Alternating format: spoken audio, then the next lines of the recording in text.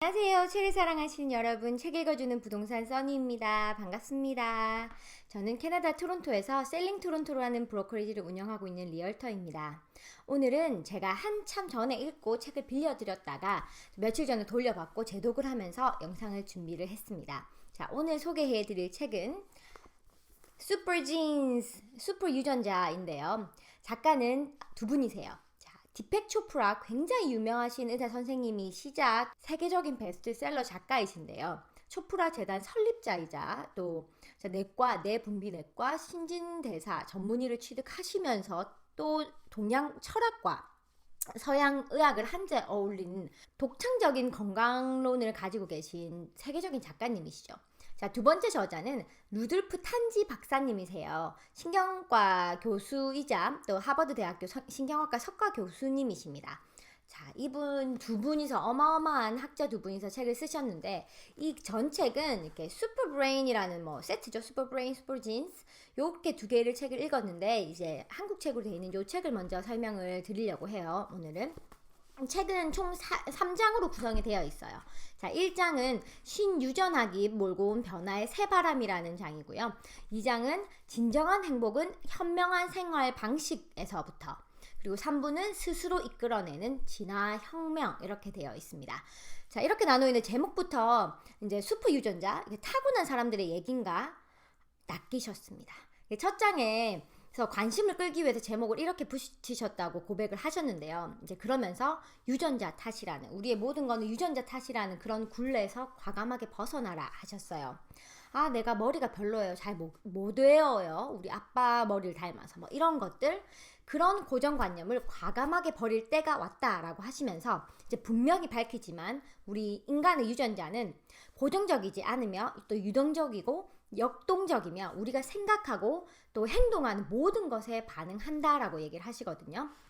그러면서 우리는 유전자 활성의 대부분이 우리의 통제하에 있다는 사실을 깨닫고 또 알아야 한다라고 얘기를 하세요.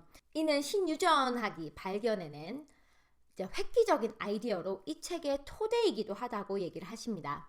자, 음악이 나오는 주크박스는 이렇게 카페 저쪽 한 구석에 있지만 수많은 이렇게 노래를 들려주잖아요. 근데 유전자가 들려주는 노래도 이것과 비슷해서 메시지를 암호화한 방대한 양의 화학물질을 계속 만들어낸다고 얘기를 하세요. 자, 우리는 이 메시지가 얼마나 강력한지 알아내고 있는 중이라고 얘기를 하십니다. 만약에 우리가 의식적인 선택으로 유전자 활성에 집중을 하면 다음과 같이 어마어마한 일을 해낼 수가 있다고 합니다. 자, 감정의 변화를 억누르고 우리는 걱정과 우울감을 없앨 수가 있고요. 자, 두 번째는 해마다 유행하는 감기나 독감을 예방을 할 수가 있고, 정말요. 자, 세 번째는 더 많은 에너지를 얻고 또 만성 질환에 저항할 수 있다고 하고요. 네 번째는 노화 과정을 늦추고 또 이제 되돌릴 수 있다고 얘기를 하고 등등등이 나와 있습니다. 근데 어떻게 유전자 활성을 통해서 하는데, 유전자 활성을 최적화한다는 생각은 좋은 유전자와 나쁜 유전자가 있다는 낡은 지식을 뛰어넘어서 거의 한계를 모르는, 우리는 슈퍼 유전자를 갖고 있다라고 얘기를 하시거든요. 자, 희망차죠, 그죠? 슈퍼 유전자를 구성하는 요소는 세 가지가 있다고 얘기를 하시는데요. 자, 첫 번째는 부모에게 물려받은 23,000개.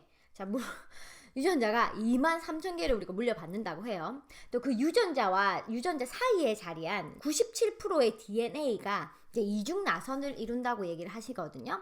네, 두 번째, 이제 모든 DNA 가닥에는 유전자를 작동시키거나 아니면 중지시키고 활성을 높이거나 아니면 억제시키는 스위치가 존재한다고 하는데요. 이거는 이 방에 이제 전구를 이제 스위치를 켰다 하는 스위치와 비슷하다고 하십니다. 자, 이 기전은 후속 유전체가 통제를 하고 또 우리가 살아 숨쉬는 것처럼 후속 유전체가 역동적으로 살아있고 복잡하고 아주 매혹적인 방식으로 우리가 겪는 경험에 이렇게 다 반응을 한다고 해요. 자, 세 번째 원칙은 사람의 장, 그리고 우리 입안, 그리고 우리 피부에 사는 미생물들도 유전자가 있고 또 주로 장에 서식하는 우리 장에 좋은 미생물이 있어야 된다고 하잖아요. 그 미생물이 굉장히 중요한 역할을 한다고 해요. 그리고 이 책에 굉장히 많은 부분에 장내 미생물에 대해서 책에서 엄청 강조를 하십니다. 바로 이 세 가지 요소가 인간의 슈퍼 유전자를 이룬다고 하시는데요. 이들은 우리의 인간의 구성 요소이며 매 순간 우리 몸에 명령을 내리게 한다고 합니다. 우리는 우리 유전자에 변화를 줄 수 있을까요? 네, 이렇게. 수포 유전자의 변화가 일어나는 영역은 바로 생활 방식이라고 하세요. 단순히 생활 방식만 바꾸기만 해도 꼭꼭 갇혀있던 엄청난 잠재력에 이렇게 뽕 깨어날 수 있다고 하시는데요.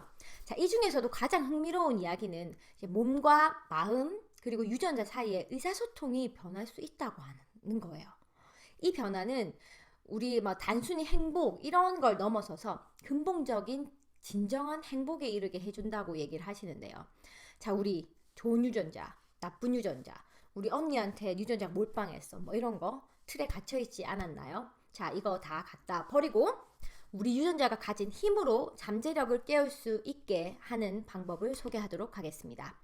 자, 작가님들이 이 책을 쓰신 이유는 매일의 행복을 뿌리부터 진정한 행복으로 끌어올리기 위해 사람들이 많이 알았으면 좋겠다라는 마음으로 이제 쓰신 책이라고 하거든요.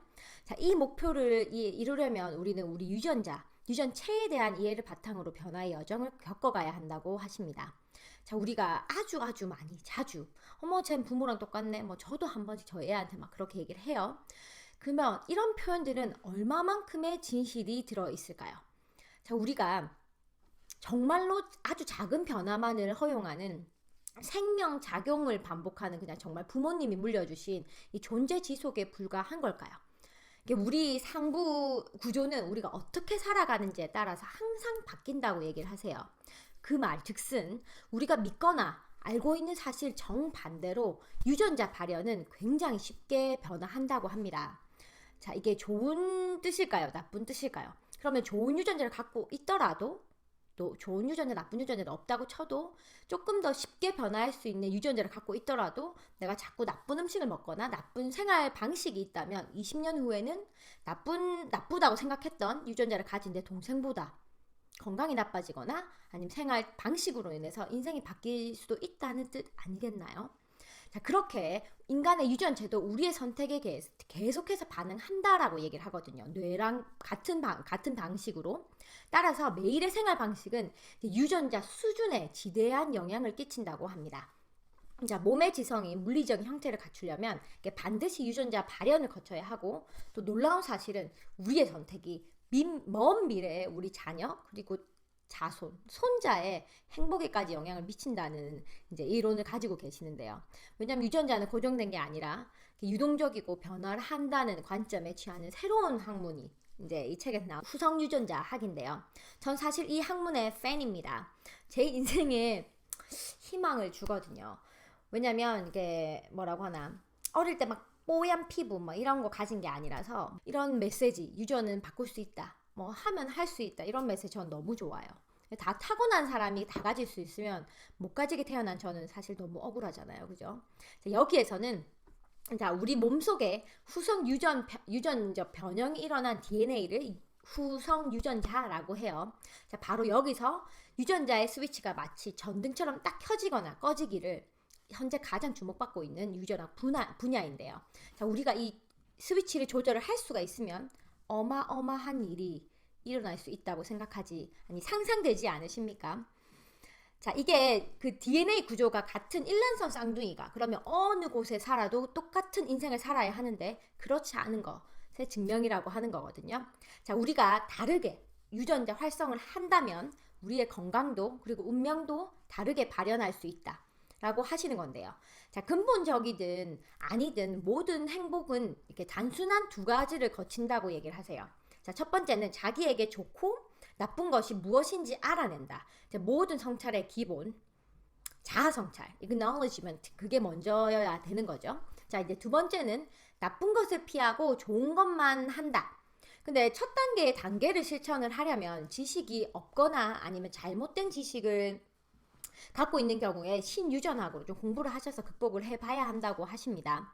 자, 그러면 이제 책에서 나오는 게 제가 하나 포인트가 질병 관련 유전자 돌연변이가 한 5% 미만이라고 해요. 그 5% 미만의 유전자 때문에 실제로 질병이 걸릴 수도 있지만 나머지 95%의 유전자는 변화에 따른 그 유전자의 변화에 따라서 가능성이 열리게 된다고 이제 이해를 했거든요.